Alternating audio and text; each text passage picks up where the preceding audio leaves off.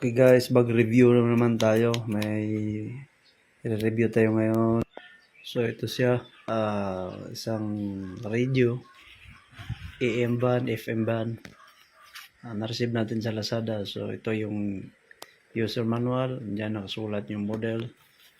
Ito yung laman, lahat ng set niya. Ito yung pinaka-radio. Sandali lang, hindi natin makuha isang kamay.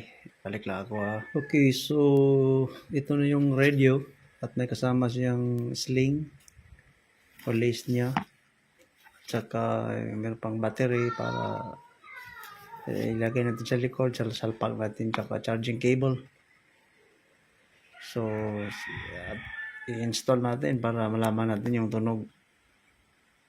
Sandali lang ha.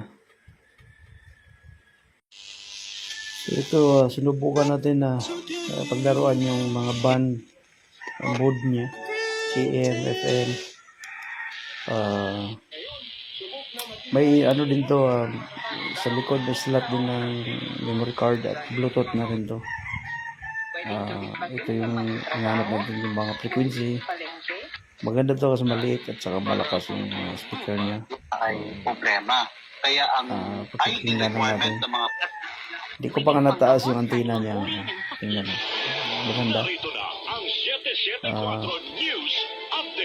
saka pakit size siya. So ito guys, sulit na sulit. Walang regret sa purchase. Meron na rin siyang Bluetooth, may FM, EM at saka memory card. Wala ka nang hanapin pa. At saka kahit saan pwede mo siyang dalhin.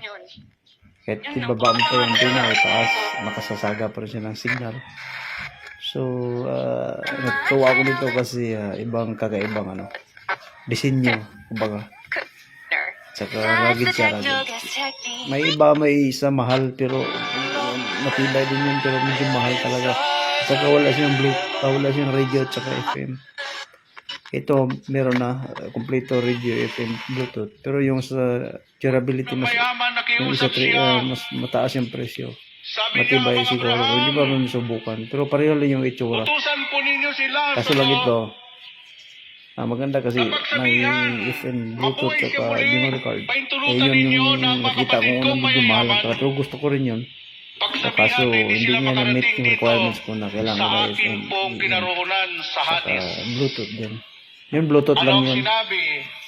So, ito na yun guys. Salamat at sa panonood. Have a nice day. Over and out.